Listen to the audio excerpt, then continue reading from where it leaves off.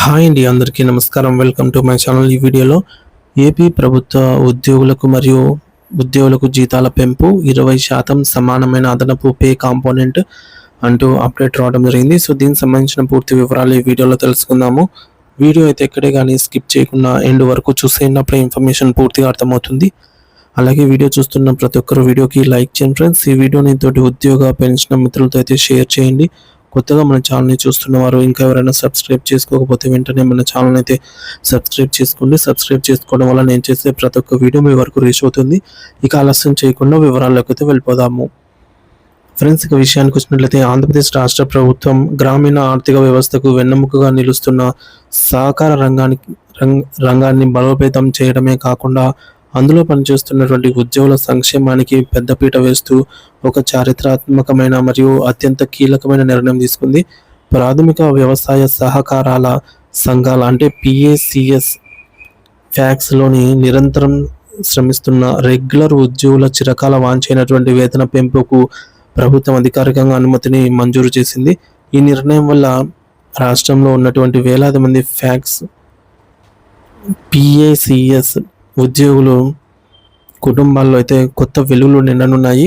కేవలం వేతనాలు పెంచడమే కాకుండా వారి ఆర్థిక భద్రతను మరియు ఆరోగ్య భద్రతను దృష్టిలో ఉంచుకొని ఒక సమగ్రమైన ప్యాకేజీని ప్రభుత్వం అయితే సిద్ధం చేసింది.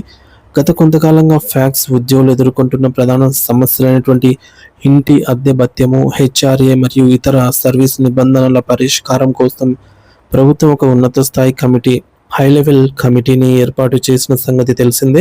ఈ కమిటీ క్షేత్రస్థాయిలో ఉద్యోగుల ఇబ్బందులను అధ్యయనం చేసి ప్రభుత్వానికి పలు కీలక సిఫార్సులను సమర్పించింది. ఆ సిఫార్సులను ప్రభుత్వం ఇప్పుడు ఆమోదించడమే కాకుండా వాటి అమలుకు గ్రీన్ సిగ్నల్ ఇచ్చింది. ఇందులో భాగంగా ఫ్యాక్స్ రెగ్యులర్ ఉద్యోగులకు ప్రస్తుతం మూల వేతనం బేసిక్ పేలో 20% సమానమైన మొత్తాన్ని అదనపు పే కాంపోనెంట్ రూపంలో అందించాలని నిర్ణయించాయి. అంటే ఉద్యోగుల జీతం అనేది 20% మేర గణనీయంగా పెరుగుదల అయితే కనిపించబోతోంది. ఈ మేరకు ప్రభుత్వం అధికారిక ఉత్తర్వులను కూడా జారీ చేస్తూ ఉద్యోగుల విన్నపాలకు సానుకూలంగా ముగింపు పలకనుంది. మరి ఉద్యోగుల ఆరోగ్య భద్రత విషయంలో కూడా ప్రభుత్వం ఎంతో ఉదాసీనంగా వ్యవహరించింది. ఫ్యాక్స్ ఉద్యోగుల మరియు వారి కుటుంబ సభ్యులకు సంబంధించి 5 లక్షల రూపాయల విలువైన గ్రూప్ మెడికల్ ఇన్సూరెన్స్ పథకాన్ని ప్రవేశపెట్టబడింది. సో ఈ బీమా ప్రీమియం చెల్లింపు భారం మొత్తం ఉద్యోగులపైన పడకుండా ఒక శాస్త్రీయమైన పద్ధతిని అనుసరించారు. ఈ యొక్క ప్రీమియంలో ఉద్యోగి వాటాగా 30%, సంబంధిత ఫ్యాక్స్ సంస్థ వాటాగా 35%, జిల్లా సహకార కేంద్రం బ్యాంక్ టీసీసీబీ వాటాగా 30% చొప్పున విభజించారన్నమాట. మరి ఈ యొక్క త్రిముఖ భాగస్వామ్యం వల్ల ఉద్యోగికి అతి తక్కువ ఖర్చుతోనే మెరుగైనటువంటి ఆరోగ్య రక్షణ అనేది లభించనుంది.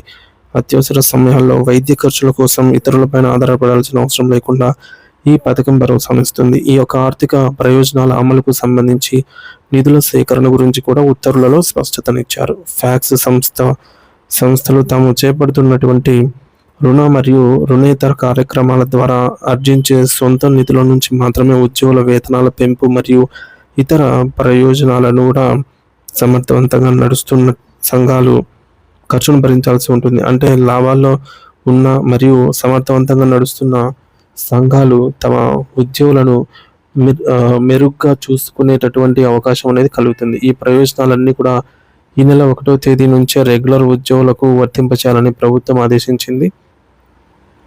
దీనివల్ల ఉద్యోగులకు తక్షణమే ఆర్థిక వెసులుబాటు అయితే కలగనుంది.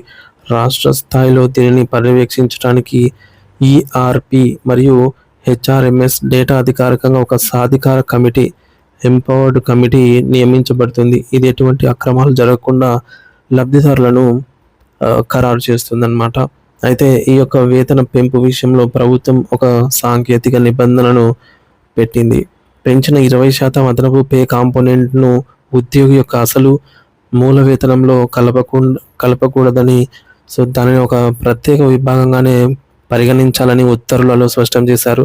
రిటైర్మెంట్ బెనిఫిట్ విషయంలో కూడా ఫ్యాక్స్ ఉద్యోగులకు ఒక తీయటి వార్త అందించింది. ఇప్పటి వరకు గ్రాట్యుటీ సీలింగ్ పరిమితి కేవలం 2 లక్షల రూపాయలుగా ఉండగా దానిని ఇప్పుడు రెట్టింపు చేస్తూ 4 లక్షల రూపాయల వరకు పెంచారు.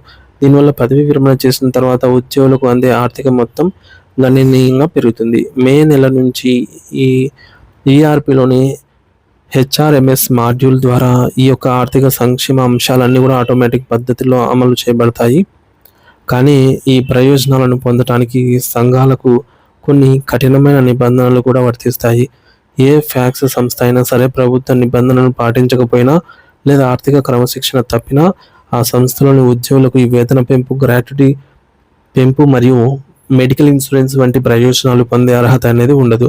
ఇది సంఘాల నిర్వహణలో పారదర్శకతను మరియు బాధ్యతను పెంచుతుందని ప్రభుత్వం భావిస్తోంది. అంటే ఉద్యోగులకు ప్రయోజనం చేకూరాలంటే వారు పనిచేసే సంస్థ కూడా నిబంధనల ప్రకారంగా నడుచుకోవాల్సి ఉంటుంది. ఇది ఒక విధంగా సంస్థను మరియు ఉద్యోగిని ఒకరిపై ఒకరు జవాబుదారితనంగా ఉంచుతుంది. మరోవైపు వైద్య ఆరోగ్య శాఖలో కాంట్రాక్ట్ మరియు అవుట్సోర్సింగ్ పద్ధతిలో పనిచేస్తున్న ఏఎన్ఎంలకు కూడా రాష్ట్ర ప్రభుత్వం ఒక తీపి కబురును అందించింది. ప్రజారోగ్య రక్షణలో కీలక పాత్ర పోషిస్తున్న వీరి సేవలను గుర్తించిన ప్రభుత్వం వారి సేవా కాలాన్ని మరో ఏడాది పాటుగా పొడిగిస్తూ నిర్ణయం తీసుకుంది. మరి సెకండరీ హెల్త్ డైరెక్టర్ పరిధిలో పనిచేస్తున్న 20 మంది కాంట్రాక్ట్ ఏఎన్ఎంలు మరియు 98 మంది అవుట్సోర్సింగ్ పొరుగు సేవల ఏఎన్ఎంలకు ఈ పొడిగింపు అనేది వర్తిస్తుంది. వీరికి ఏప్రిల్ 1 నుంచి రావాల్సిన పెండింగ్ జీతాల చెల్లింపులకు కూడా ప్రభుత్వం గ్రీన్ సిగ్నల్ ఇవ్వడంతో వారి ఆర్థిక ఇబ్బందులు తొలగిపోయాయి.